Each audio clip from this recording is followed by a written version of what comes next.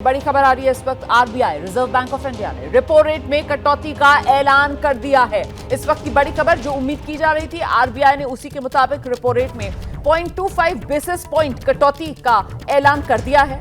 मतलब इसका सीधा असर आपकी जेब पर इस रूप में पड़ेगा कि आने वाले समय में अब आपकी ईएमआई घटेगी।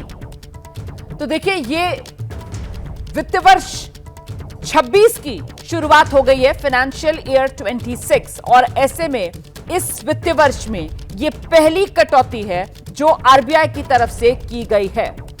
7 अप्रैल से आरबीआई की ये मॉनेटरी पॉलिसी कमेटी जो है, इसकी बैठक शुरू हुई थी और आज मॉनेटरी पॉलिसी में जो फैसले लिए गए उसका ऐलान किया गया और इसी के तहत आरबीआई ने रेपो रेट में 0.25 बेसिस पॉइंट की कटौती का ऐलान कर दिया है। हम सीधे आपको लेकर चलेंगे, हमारे साथ हमारे सहयोगी मृत्युंजय इस वक्त मौजूद है और जरा मृत्युंजय से ही जानते हैं। मृत्युंजय, 0.25 बेसिस पॉइंट कटौती की पहले ही उम्मीद जताई जा रही थी और उसी दिशा में आरबीआई की तरफ से कदम उठाया गया है। इसका सीधा असर किस रूप में पड़ेगा आगे?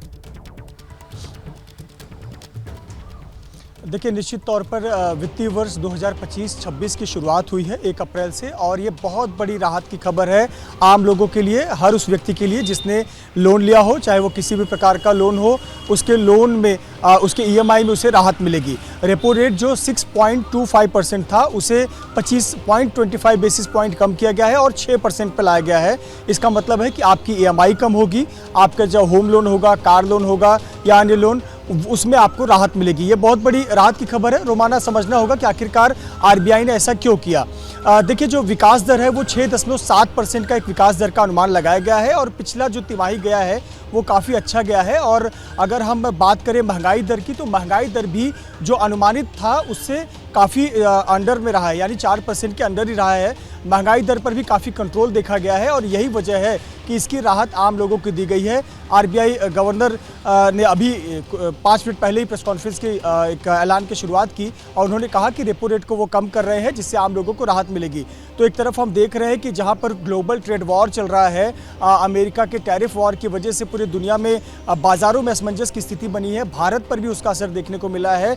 उस बीच आरबीआई ने आम लोगों को एक राहत दी है और कहीं ना कहीं ये बहुत संतोषजनक खबर है। मृत्युंजय, अगर मैं गलत नहीं हूं तो ये राहत और बड़ी इसलिए मानी जाएगी क्योंकि पिछली बार जब एमपीसी की बैठक हुई थी तब भी इसी तरीके से 0.25 बेसिस पॉइंट की कटौती हुई थी, जिसके बाद ये दर जो है वो घटकर 6.25% पर आ गई थी, जिसका अभी आप जिक्र कर रहे थे। और आज जब ये बैठक में दरों का ऐलान होता है तो एक बार फिर से वो 0.25 बेसिस पॉइंट की कटौती, जिसके बाद अब रेपो रेट घटकर 6% पर आ जाता है। तो ये एक कंटिन्यूटी में जो राहत मिल रही है उसका ज्यादा सकारात्मक असर आने वाले समय में। मृत्युंजय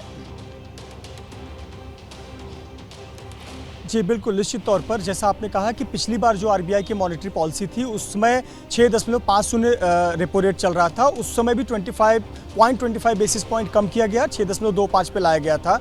और आज इस वित्तीय वर्ष का जो पहली मॉनेटरी पॉलिसी की बैठक हुई उसमें यह निर्णय लिया गया कि रेपो रेट और भी कम किया जा सकता है, लोगों को राहत दी जा सकती है। अब रेपो रेट को 6% पे किया गया है। बहुत बड़ी राहत की खबर है और ये दिशा तय करता है कि ये जो वित्तीय वर्ष हमारा 2025-26 का रहने वाला है वो किस दिशा में जाता हुआ नजर आ रहा है। महत्वपूर्ण बात यह है कि हम अगर पिछले तिमाही की बात करें तो जो महंगाई दर है वो काफ़ी कंट्रोल में आई है। महंगाई दर 4% के नीचे है और जो पूरे विकास दर की बात करें, देश की विकास दर की 6.7% अनुमानित है, जो कि काफ़ी अच्छा विकास दर माना जा रहा है। और पूरे दुनिया के बाजारों के लिहाज से, पूरे दुनिया की अर्थव्यवस्थाओं के लिहाज से भारत के लिए बहुत सकारात्मक समय चल रहा है और इसलिए भी आरबीआई ने ये राहत आम लोगों को दी है, बेसिस पॉइंट 0.25 बेसिस पॉइंट कम करके। जी आप रहिए मेरे साथ मृत्युंजय। फिलहाल ये बड़ी अच्छी खबर है जो आम लोगों के लिहाज से सामने आ रही है। आरबीआई ने रेपो रेट में 0.25 बेसिस पॉइंट की कटौती कर दी है और इसका सीधा मतलब, आसान शब्दों में अगर मैं मतलब आपको बताऊं तो ये कि अब जो आप ईएमआई भर रहे हैं बैंक में, वो ईएमआई का बोझ आपकी जेब पर कम होगा।